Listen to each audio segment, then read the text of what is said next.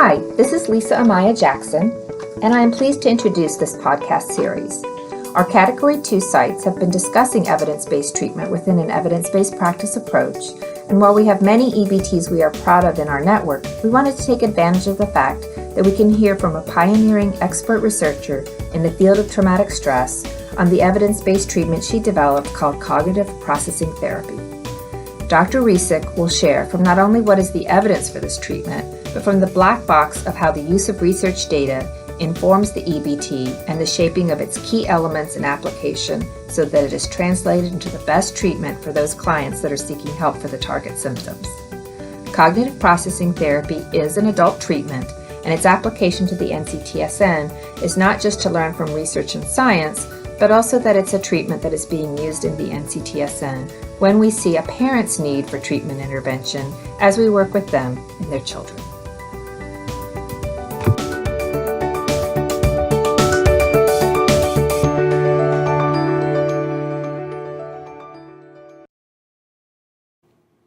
The first segment, we're going to talk about changes in PTSD diagnosis in the DSM-5 and treatment conceptualization and how CPT fits with this new treatment conceptualization and DSM-5 symptoms. So let's cover the DSM-5 criteria fairly quickly in terms of the changes that have occurred. The most important change is that PTSD is no longer listed with the anxiety disorders. Before, since 1980, it was listed with the anxiety disorders, and that tended to give us tunnel vision. So people only thought about fear and anxiety and not other emotions such as sadness, guilt, shame, or anger, which are prominent in PTSD. Criterion A is the stressor criteria. That means you have to have some major event happen to you. These are not minor events, divorces, losing a job, even illnesses, finding out you have cancer or that a loved one has had a heart attack, do not count as a criterion A stressor. They are stressful and they do cause other problems, but they do not cause PTSD, and that's been found in the literature and in research. You have to directly experience the traumatic event. So it's exposure to actual or threatened death, serious injury, or sexual violation. Directly experiencing it, witnessing it in person as it occurs to someone else. Learning that a traumatic event has happened to a close family member or friend. In other words, hearing about it just happening on the news or to somebody you don't really know.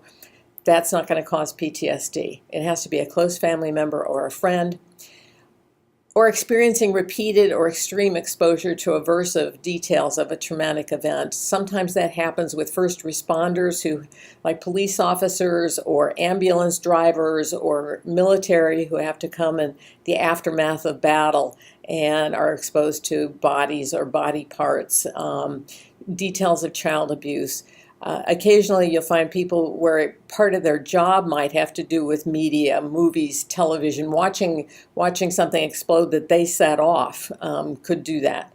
But it's not something that you would just watch TV and get PTSD from, like watching 9/11, buildings fall. People did not get PTSD from that unless they actually knew somebody who was in the building, even if they watched it repeatedly. So the exposure is typically work-related if it's media. Criterion B is the second criteria. Those are the intrusive symptoms with the traumatic event. The one thing we cleaned out was thinking about the traumatic event. Some of our measures said thinking about it. And having thoughts would be remembering what somebody said, not your thoughts about it afterwards. In other words, ruminating about it. So if someone says, I think about it all the time, that would not count as a B criterion. The B criteria are spontaneous or cued, involuntary, intrusive, distressing memories. In other words, you don't want them to happen. Recurrent, distressing dreams, nightmares that have the content related to the event. Or dissociative reactions, such as flashbacks, in which you feel like it's reoccurring. And it could be just an image, or it could be a complete loss of awareness of surroundings. Criterion B can also include intensive or prolonged psychological or physiological reactions to the trauma. It's possible that somebody can be in a car accident or drunk and not remember the trauma. It didn't get stored in long-term memory, but part of their brain recorded it. So when they encounter a cue that reminds them of the traumatic event, they do have emotional or physiological reactions to it. That can count as a B symptom. Criterion C are the avoidance symptoms, and there used to be 7 of those, and it was found through lots of research that the 7 items didn't hang together and they've been moved elsewhere. The 2 that we landed on were internal avoidance, which is avoiding distressing memories, thoughts, feelings that are closely associated with the traumatic event, or avoiding reminders that are people, places, conversations. Now, keep in mind, as a therapist, there's 1,000 ways that people can avoid. They can not show up for sessions, they can show up late, not do their homework, they can always show up and try to change the topic or even tell jokes. They can harm themselves, they can drink, there's just 1,000 ways that people can avoid. And one of your jobs would be to figure out in what way they're avoiding. Sometimes it's hard for people to actually report on what they're not doing. And so you might have to ask them what they used to do that they can't do anymore. Criterion D is the new criterion, and that has to do with cognitions and mood, the thoughts and mood associated with the traumatic event. Amnesia falls under this, and that's one of the first symptoms. It hasn't been studied as much, but we did clean that up a little bit. It's dissociative amnesia. In other words, not due to head injury, alcohol, or drugs. If they didn't put the memory into long-term memory, in other words, if they had a head injury, you can treat them from now until you retire and you will never get them to remember because it's not in their long-term memory. So what we're talking about here is dissociative amnesia, and that can come back with treatment. So that would count as a symptom. Persistent and exaggerated negative beliefs about oneself, others, and the world. In other words, you go from perhaps saying, I'm a good person, and jumping to the opposite extreme, thinking it must have happened because I'm a bad person, or no one can be trusted. The world is completely dangerous. There are a whole range of negative, very large thoughts that people will say after a traumatic event happens about themselves and the world, and that's one of the things you would deal with in treatment. Be mindful of other cultures. Sometimes they'll express it somewhat differently. Like the examples up here, I've lost my soul forever, my nervous system is permanently ruined. There's other kinds of ways of expressing it in other cultures. The third one is persistent, distorted blame, self-blame or other blame about the cause or consequences of the traumatic event. Keep in mind, when we're talking about distorted other blame, we're not talking about the rightful blame of the perpetrator, but perhaps a distorted blame about the sergeant who couldn't have known there was going to be an ambush. Or your mother's at work and your father abuses you. If your mother never knew about it, for you to be blaming her that she should have known would be erroneous other blame. And that sometimes takes some teasing out on the part of the therapist to figure out whether something is erroneous self or other blame. And the concept we'll use in therapy is the intentionality of it. Did you intend for this event to happen? Did the other person intend for it to happen? If not, then to blame them is erroneous. The other part of the criterion D, you can see you need at least 2 of these. There's 7 items here, so this is the second slide on this. Persistent negative emotional states has now been opened up, as you can see, not just anxiety, but fear, horror, anger, guilt, shame, any negative emotion that's persistent or recurrent.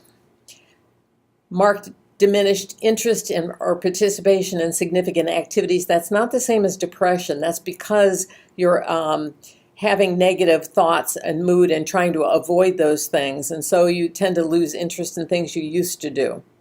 Feeling detached or estranged from others, probably because of the negative thoughts you're having about yourself or other people, the trustability of other people, that you're not worthy. Those kinds of thoughts are going to lead you to feel detached or estranged. And then persistent inability to express positive emotions. When people try to shut down their emotions, they're very good at shutting down the positive emotions. But the negative ones tend to break through, and that's why they have those recurrent negative emotions. When they have a flashback or a nightmare, they're going to have those negative thoughts, negative feelings. But the one that people tend to be successful at shutting down are the positive ones, unless, in other words, they've lost that loving feeling. They don't feel happy anymore. And that's when they describe numbing, they're typically describing they don't feel happy, even when something good happens to them. They'll twist it around and turn it into something negative.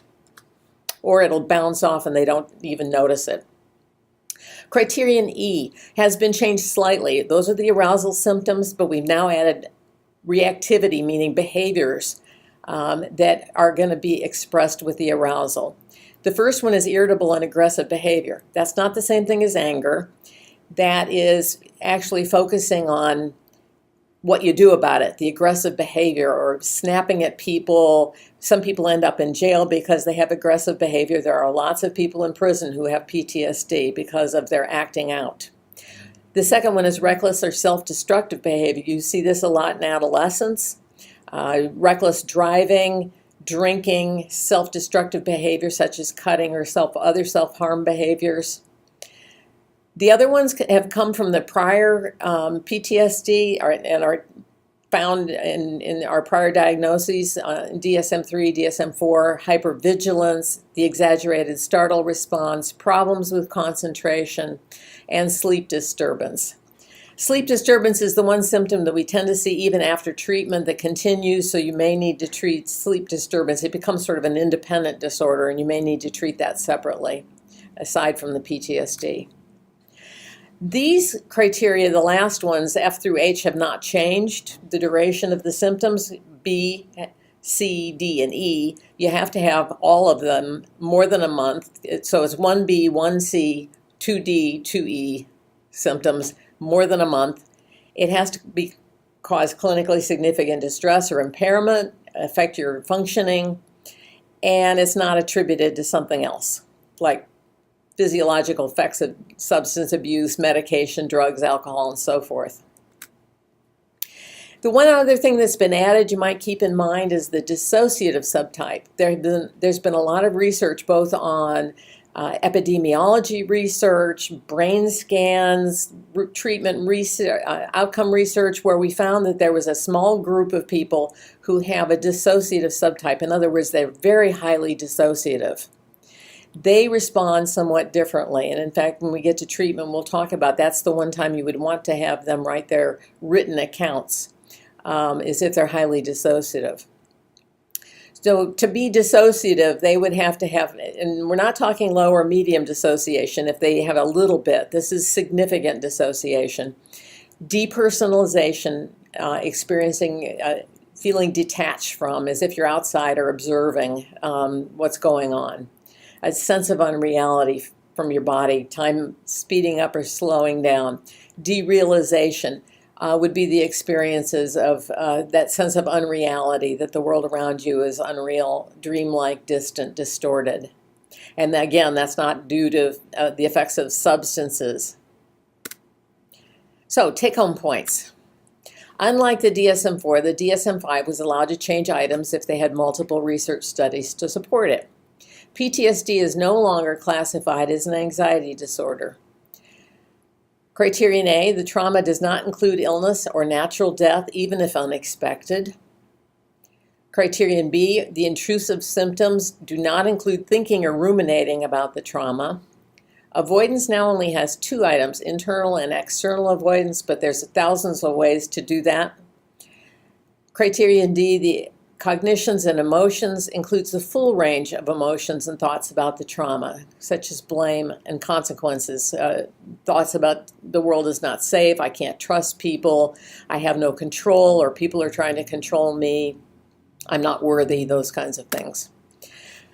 Criterion E, the arousal symptoms now includes irritability and aggressive behavior and impulsive self-harm behavior.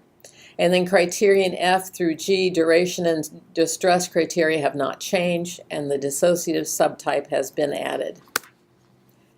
For more information, please look at the following resources.